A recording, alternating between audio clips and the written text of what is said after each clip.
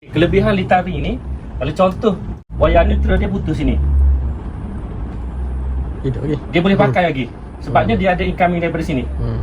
Kita tengok belakang soket ni. Okey, dia ada L untuk live, N untuk neutral. Lepas tu yang lambang earding tu. Tiga tu je. Soket ni dia paling simple. Ni soket 13mm lah. Dia lubang petok ni kan. Cara kita nak tarik dia, soket dulu. Dia ada 3 lubang. Live, neutral, earth. Okey, daripada DB, okey, daripada MCB untuk soket C16 ataupun C20. Okey, kita tarik MCB, daripada MCB tarik pergi ke live. Okey, neutral bus bar tarik pergi ke neutral. Okey, untuk earth daripada earth bus bar pergi ke earth. Okay, contoh kalau nak looping dah soket satu lagi sebelah dia. Okey. Okay. Tadi saya kata kalau tempat yang berat-berat atau dekat dapur, biasa guna oven, guna peti sejuk yang 24 jam, maksimum 2 je. Kalau tempat ringan-ringan, contoh nak pasang TV, Astro, nak charge telefon, kita bagilah 3. Okey, jadi kalau nak looping, ambil yang sebelah ni looping. Live, okey, neutral dan earding. Alright. Ni untuk dipanggil, dia ada 2.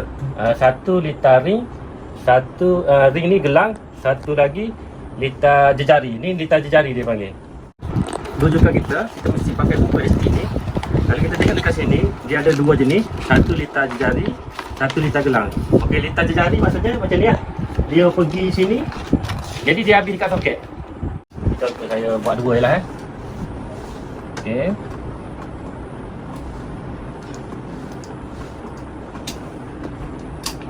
Litar ring, dia macam ni perjalanan dia.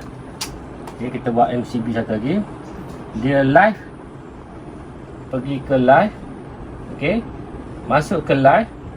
Okey, dia akan return balik. Sebab tu nama dia ring. Return balik ke MCB dia.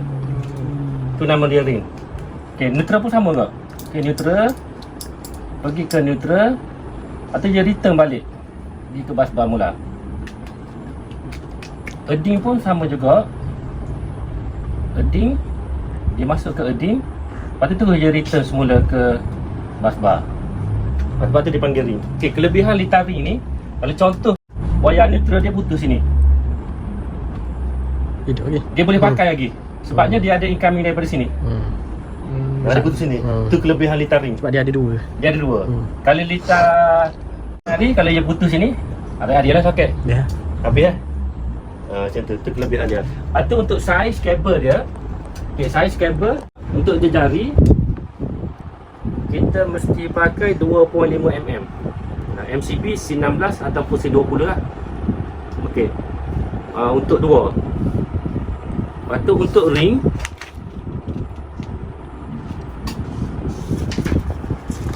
ring, dia dalam lingkungan 100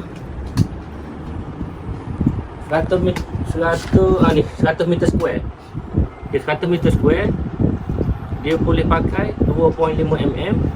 Cuma MCB dia, okay, dia pakai 32. Tapi kalau kita pakai lagi kecil lagi boleh lah. Pakai 19 pun boleh, ataupun C20. Biasanya ring ni orang pasang dalam mak komputer. Mak komputer kan banyak soket kan. Jadi dia nak looping banyak soket. Jadi dia pakai ring. Dia boleh pakai banyak.